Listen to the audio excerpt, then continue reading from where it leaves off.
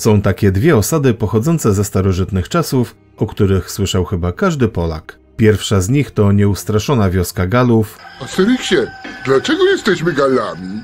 Bo tak Rzymianie nazywają Francuzów. Która odważnie stawiała czoła potężnej armii Juliusza Cezara. Druga osada leży na Pałukach, na terenie województwa kujawsko-pomorskiego i nosi nazwę Biskupin. Ta starożytna osada jest nawet starsza od galijskiej, sięgając przełomu epok brązu i żelaza. Interesujące? A to dopiero początek, bo muzeum w Biskupinie ukrywa jeszcze starsze ślady osadnictwa, o których chcemy Wam opowiedzieć podczas naszej wycieczki. Odkryjcie, co warto zobaczyć i jakie fascynujące atrakcje czekają na Was w Biskupinie.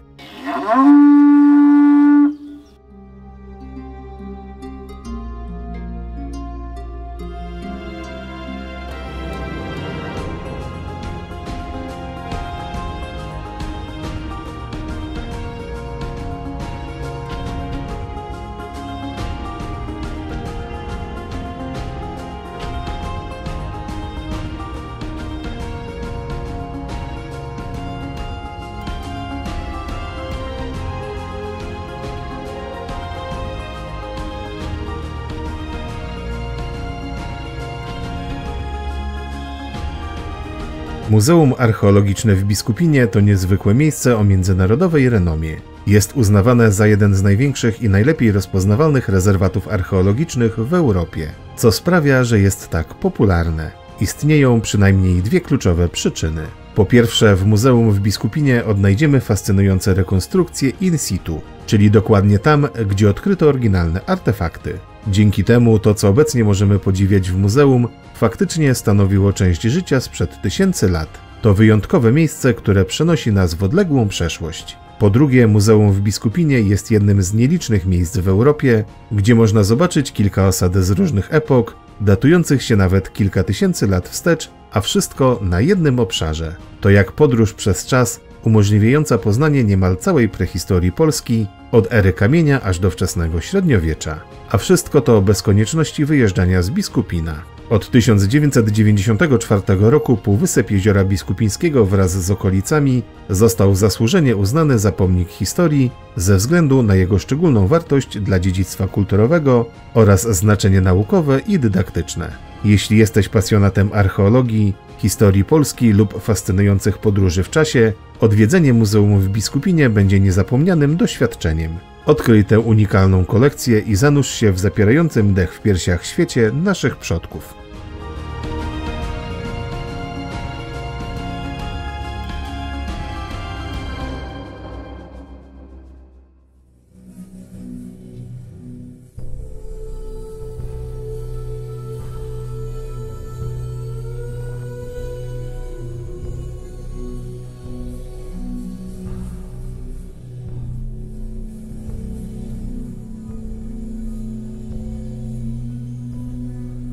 Pierwszą repliką, którą możemy zobaczyć w muzeum w Biskupinie, jest rekonstrukcja obozowiska łowców i zbieraczy. Za moimi plecami znajduje się pierwsza z biskupińskich rekonstrukcji. Jest to rekonstrukcja obozowiska łowców zbieraczy ze środkowej epoki kamienia.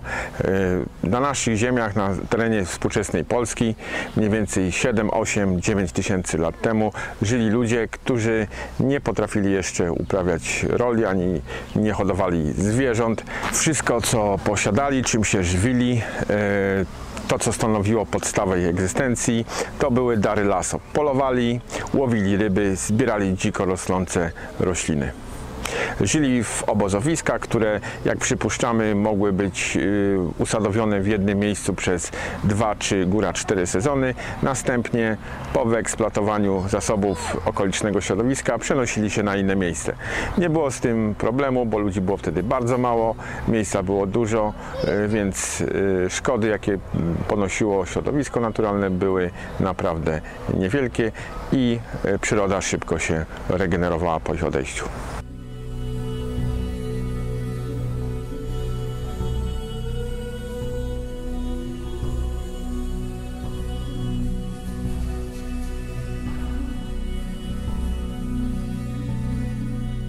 Ślady obozowiska łowców i zbieraczy sprzed około 10 tysięcy lat odkryto na Piaszczystej Wydmie w pobliżu Jeziora Biskupińskiego. Jako jedyna z biskupińskich rekonstrukcji nie została zrealizowana w sąsiedztwie śladów osadnictwa, które odwzorowuje. Ukazuje swobodny charakter tego typu osiedli społeczności zbieracko-łowieckich. Składa się z krytych trzciną szałasów oraz zewnętrznego paleniska. W pobliskim stawie znajduje się drewniana łódź dłubanka, wskazująca na istotną rolę rybołówstwa w życiu społeczności zamieszkujących tereny blisko wód.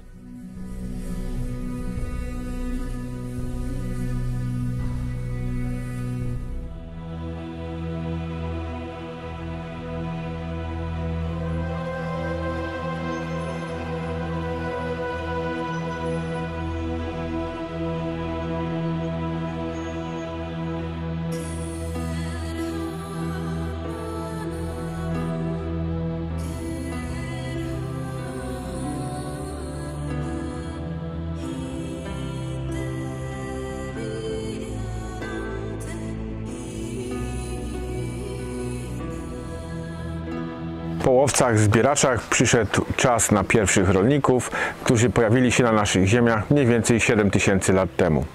Również na terenie Biskupina odkryto ślady bytowania tych pierwszych społeczności rolniczych. Ludzie ci mieszkali w charakterystycznych, długich domach, takich jak ten, który znajduje się za moimi plecami. W takim domu mogło mieszkać, jak przypuszczamy, około 40-50 ludzi. Byli to ludzie ze sobą spokrewnieni, członkowie jednego klanu. Wspólnie oni uprawiali ziemię i hodowali zwierzęta.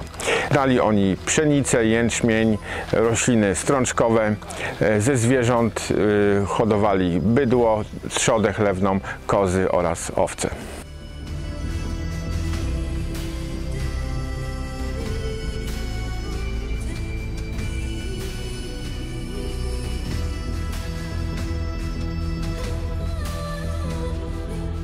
W miejscu, gdzie około 6000 lat temu istniała neolityczna osada, zrealizowano fascynującą częściową rekonstrukcję w postaci długiego domu. Podstawą tego przedsięwzięcia były badania archeologiczne, o których wspominał pan Szymon. Na ich podstawie udało się określić, że pierwsze domy rolników w okolicy dzisiejszego Biskupina miały kilkadziesiąt metrów długości, głęboki przedsionek i były zbudowane na planie wydłużonego trapezu, gdzie ściany tworzyły wkopane w ziemię drewniane słupy ustawione blisko siebie. Te niezwykłe obiekty mogły służyć jako wspólne mieszkanie dla kilku spokrewnionych ze sobą rodzin, najprawdopodobniej tworzących ród. Ich rozmiary oraz wnętrza wskazują na warunki życia pierwotnych społeczności rolniczych na Pałukach. Odwiedzający to miejsce mogą także spotkać odtwórców prehistorycznego rękodzieła, w tym m.in. krzemieniarza.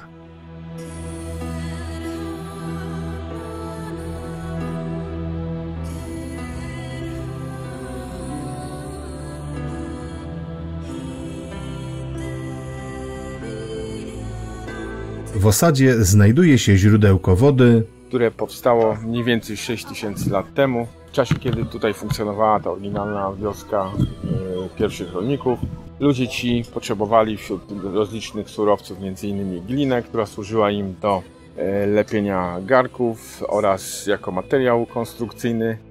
I żeby pozyskać dobrej jakości glinę, często rozgrzebywali wierzchnie warstwy gruntu, żeby dostać się do pokładów właśnie tego surowca. I kopiąc właśnie w tym miejscu, przerwali warstwy wodonośne, zaczęła spod ziemi wypływać woda, która sobie płynie tak do dnia dzisiejszego. W obrębie tego źródełka były prowadzone badania wykopaliskowe w latach 50. XX wieku i w wyniku tych badań stwierdzono, że w ciągu tych 6000 lat, jakie minęły od powstania właśnie tego źródełka, w niektórych okresach było ono prawdopodobnie uważane przez okoliczną ludność za miejsce święte. Przypuszczamy to na podstawie tego, że w obrębie tego źródełka odnaleziono wiele cennych przedmiotów, pięknie wykonanych, w takiej ilości, które nie mogły być tutaj zgubione w sposób przypadkowy. Jak przypuszczamy, w pewnych okresach składano tutaj różnego rodzaju ofiary właśnie z takich cennych przedmiotów w postaci pięknie wykonanej ceramiki, w postaci ozdób. Dopełnieniem rekonstrukcji są poletka z uprawami archaicznych gatunków roślin, takich jak ciecierzyca i soczewica, a także 4 gatunki pszenicy: orkisz, płaskóra, zbitokłosa i zwyczajna, białe i czerwone proso, lnianka i len.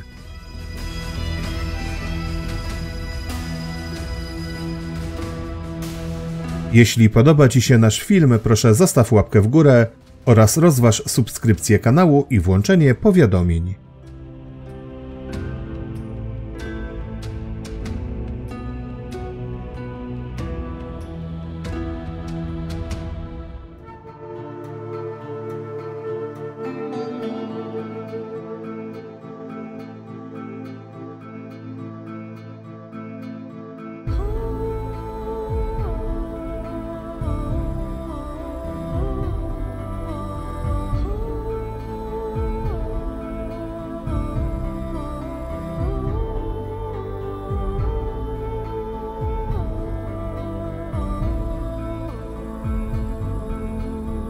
Jednak tym, z czego Biskupin najbardziej słynie, jest osada obronna na półwyspie Jeziora Biskupińskiego. Główną atrakcją Biskupina, najbardziej znaną nie tylko w Polsce, ale praktycznie w całej Europie, jest rekonstrukcja osady obronnej ludności kultury łużyckiej sprzed mniej więcej 2700 lat. Położona ona była na wyspie na Jeziorze Biskupińskim, obecnie jest to półwysep. Zamieszkiwało ją około 1000, od 800 do 1000 mieszkańców. Zabudowa składała się z 13, później z 12 rzędów chat otoczonych wałem obronnym. Do wnętrza osady prowadziło tylko jedno wejście przez bramę, która była połączona ze stałym lądem pomostem, który miał ponad 100 metrów długości.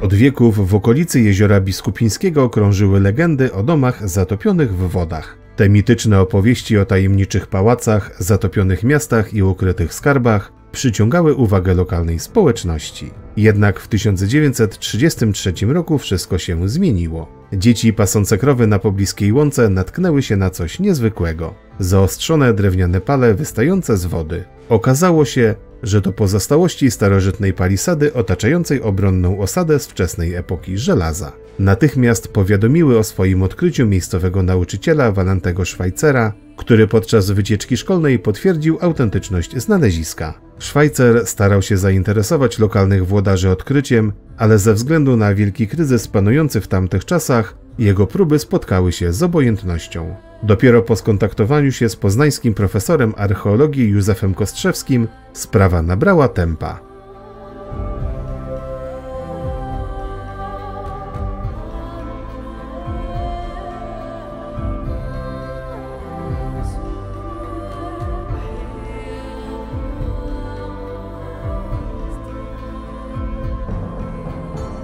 W 1934 roku rozpoczęły się pierwsze badania wykopaliskowe w Biskupinie, trwające do roku 1974, choć większość prac wykonano przed wybuchem II wojny światowej. Te pionierskie badania przyniosły sławę polskim archeologom. Profesor Kostrzewski od początku realizował tu nowatorską koncepcję badań interdyscyplinarnych z udziałem antropologów, archeozoologów, botaników, geomorfologów, chemików i architektów. W Biskupinie opracowano technikę zdjęć wykonywanych z balonu na uwięzi, co dało znakomite rezultaty dokumentacyjne. Po wojnie pracę wznowiono w 1946 roku. Odkrycie stało się przełomowym momentem dla Walentego Schweitzera, który został uznany za odkrywcę najważniejszego polskiego grodu i ważnego stanowiska archeologicznego. Osada obronna kultury łużyckiej zyskała miano polskich Pompejów. Ta fascynująca historia pokazuje, że skarby czasem kryją się w zasięgu wzroku, a uważne spojrzenie na to, co nas otacza,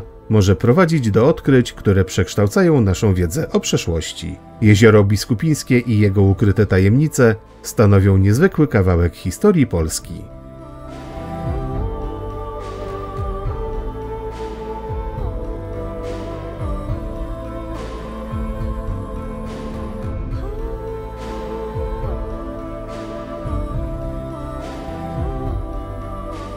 Dzięki tak dokładnie przeprowadzonym badaniom Wiemy dziś dobrze, jak wyglądała osada w Biskupinie. Przede mną znajduje się brązowy odlew modelu osady obronnej w Biskupinie. Na jego podstawie możemy sobie zobaczyć, jak ta osada wyglądała w całej okazałości 2700 lat temu. Współczesna rekonstrukcja jest tylko częściowa, ponieważ obejmuje jedynie bramę, fragment pomostu, pewne odcinki wału oraz 2 rzędy zabudowy. Pierwotnie na terenie osady rzędów zabudowy było 13, a w późniejszej fazie osadniczej 12. Znajdowało się tu 106 domostw rozdzielonych ulicami wyłożonymi drewnem. Jak wyglądały one od wewnątrz, opowiada pan Szymon. Znajdujemy się we wnętrzu jednej z biskupińskich chat. Takich chat na całej osadzie było około 100. Chata ta była zamieszkana przez jedną rodzinę. Jej centrum stanowiło palenisko, czyli takie miejsce w jej centrum wyłożone kamieniami, wylepione gliną, na którym palono ogień. Ponieważ osada obronna w Biskupinie położona jest na terenie podmokłym, gdzie był i nadal jest wysoki poziom wód gruntowych, w celu zabezpieczenia się przed wilgocią i chłodem, które biły od podłoża, podłogi tych chat wyłożone były drewnianymi belkami. Również łoże, na którym spała cała rodzina, podniesione jest o kilkadziesiąt centymetrów powyżej poziomu podłogi. Również po to, żeby chronić śpiących mieszkańców przed chłodem i wilgocią. Jedynym fragmentem chaty, w której nie było drewnianej podłogi, jest ten narożnik północno-zachodni. Tutaj mamy gliniane klepisko. Miejsce to prawdopodobnie było spiżarnią. Tutaj akurat mieszkańcom zależało, żeby był chłód i dzięki czemu przechowywana tu żywność dłużej nadawała się do spożycia. Ponadto w każdej chacie znajdowały się 2 przedsionki po prawej i po lewej stronie od drzwi wejściowych. Było to miejsce, gdzie prawdopodobnie trzymane były zwierzęta domowe. Fenomen Biskupina polega między innymi na tym, że konstrukcje drewniane zabudowy osady zachowały się do naszych czasów w stanie bardzo dobrym. Stało się to dzięki temu, że osada w pewnym okresie była zalana przez wody jeziora Biskupickiego i do tego poziomu, do którego sięgała woda, te konstrukcje się nie psuły. Więc znamy generalnie wszystko do wysokości kilkudziesięciu centymetrów. Co było powyżej, to są już tylko nasze domysły. Jedynym wyjątkiem jest tutaj wysokość samej chaty.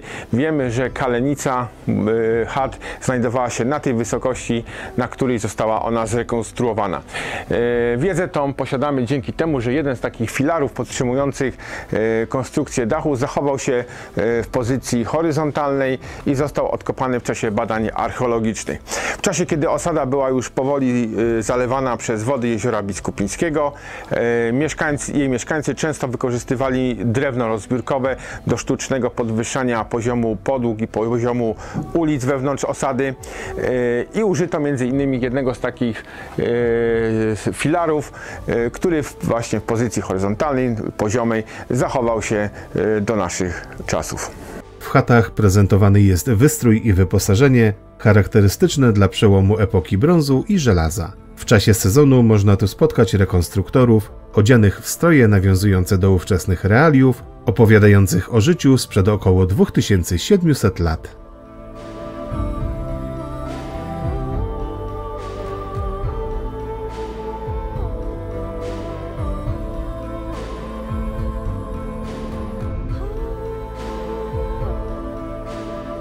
Całość osady Biskupin była otoczona wałem obronnym o długości około 470 metrów oraz prawdopodobnie o wysokości 6 metrów. Wał miał imponującą szerokość u podstawy, sięgającą nawet 3 metrów. Skonstruowany został z drewnianych skrzyń, zastosowano technikę zrębową, a wypełniono go ziemią, piaskiem i kamieniami. Dodatkową ochronę przed podmywaniem zapewniały pnie palisadowe ustawione pod skosem, pełniące rolę falochronu i łamacza kry, które rozmieszczono od strony jeziora. Osada została wzniesiona na wyspie, co sprawiało, że jedynym dostępnym połączeniem była drewniana kładka. Wjazdu do osady strzegła brama z dwuskrzydłowymi wrotami osadzonymi na mocnych czopach. Choć stojąca dziś w tym miejscu charakterystyczna wieża, będąca od lat symbolem Biskupina i jest hipotetyczną wizją, zdaje się, że istnienie punktu obserwacyjnego było niemal pewnym rozwiązaniem.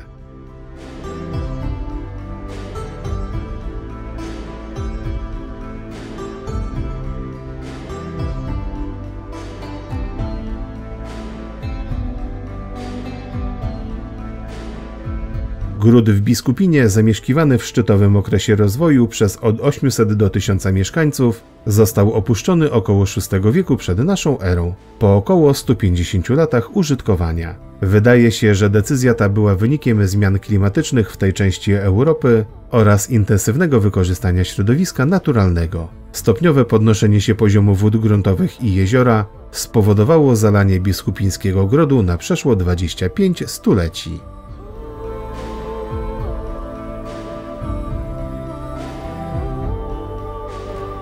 Już teraz możesz zabrać ze sobą nasze audioprzewodniki i słuchać ich podczas zwiedzania. Znajdziesz je wpisując Razem w Polskę na Spotify i w podcastach Google.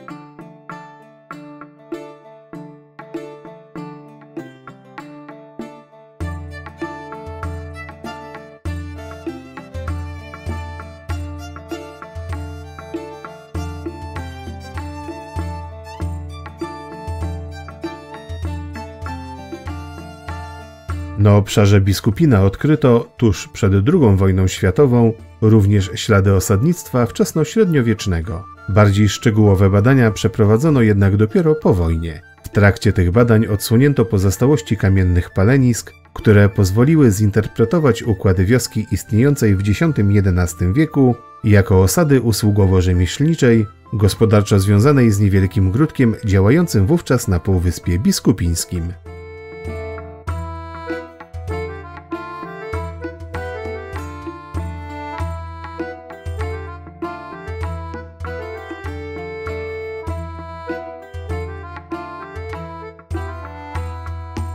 No i ostatnia z biskupińskich rekonstrukcji, wioska wczesnośredniowieczna, zwana także wioską wczesnopiastowską.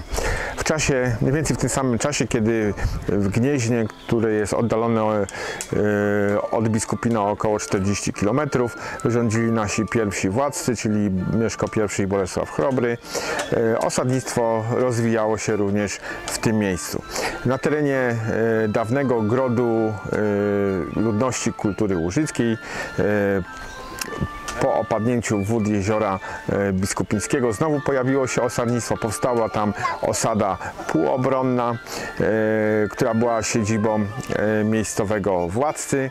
Półobronna, gdyż wybudowano wał obronny, ale nie jak w tym starszym grodzie z kultury łużyckiej okalający całą osadę, tylko od strony nasady Półwyspu. I ta osada obronna, ten gród wczesnośredniowieczny, otoczony był kilkoma pomniejszymi osadami otwartymi, które były prawdopodobnie zamieszkiwane przez ludność służebną podległą władcy mieszkającemu na grodzie na Półwyspie Jeziora Biskupińskiego. I jedna z takich osad właśnie została zrekonstruowana, znajdujemy się na jej terenie, specjalizuje się ta osada w ukazywaniu dawnych wczesnośredniowiecznych rzemiosł. Rekonstruktorzy, którzy tutaj wystawiają swoje produkty, opowiadają i pokazują o wytwórczości w czasach wczesnopiastowskich.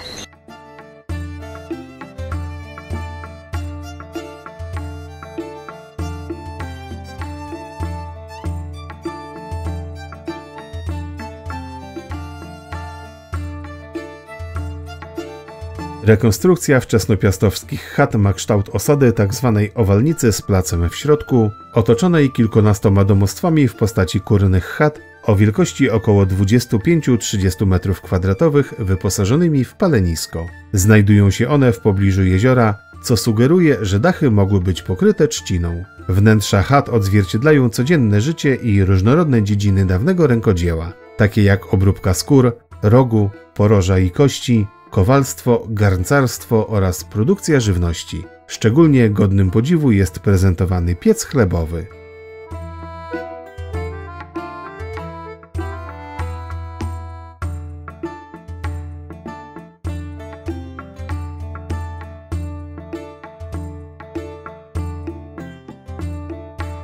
Wśród rekonstrukcji znajdziecie również chatę mincerza, gdzie o pieniądzu będziecie mogli dowiedzieć się więcej niż odwiedzając NBP. Jeżeli był kraj, który robił monety, to trzeba było nożycami wycinać te kółeczka. Dlatego jak pan pojedzie do Anglii, to oni mają funty, ale te najdrobniejsze pensy to zachowali sobie, również one są w postaci wielokątów. Tak dawniej cała Europa, jeżeli był kraj, wybijał monety, to kółeczka ze srebrnej blachy wycinano nożycami. U nas także.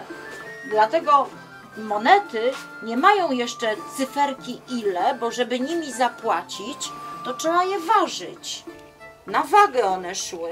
Jedno kółeczko troszkę większe, inne troszkę mniejsze. Waży się monety przy płatności. I przygotowuje 2 stemple. Na kawałku żelaza musi wyryć jeden wzorek i drugi stempel, który będzie też na monecie za chwilę, przybijał na stałe do pnia za pomocą takiego zęba jak od brony.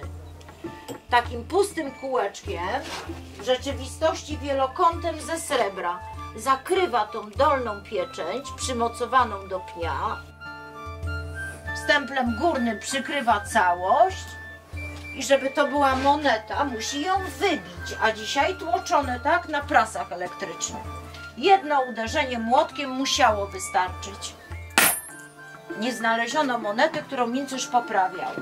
To nie miało aż tak dużego znaczenia, żeby wzorek był na środku, czy krzywo, czy w całości pieczęć. Dzisiaj do tego przywiązujemy wagę. Jak zobaczymy jakąś naszą monetę z wzorkami przekręconymi, to wtedy na aukcji jako taka droga, bo z błędem.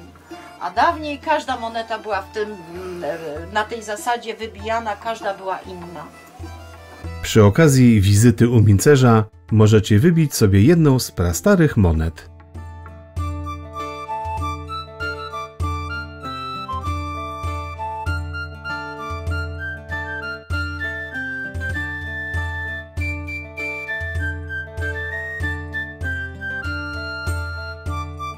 Mocno!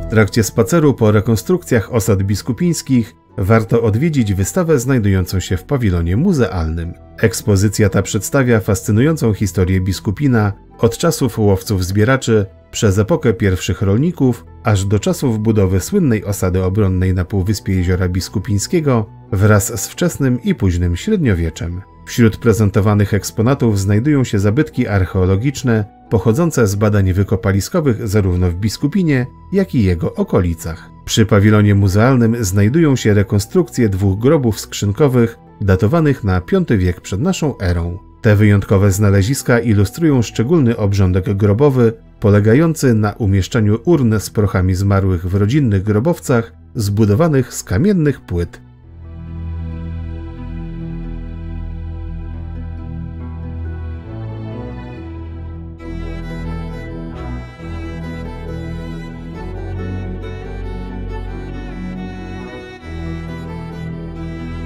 Na zakończenie wizyty warto odwiedzić biskupiński zwierzyniec, gdzie spotkacie zwierzęta zbliżone do pierwotnych ras zamieszkujących te tereny wieki temu i pełniących różne funkcje dla ludzi. Zwierzyniec od wielu lat hoduje polskie koniki, owce wrzosówki i kozy. Miłośnicy polskich filmów nie mogą również ominąć zagrody Wisza, znanej z produkcji Stara baśń, kiedy słońce było Bogiem. Choć aktorów już tam nie spotkacie, to miejsce znane z filmu zawsze robi wrażenie.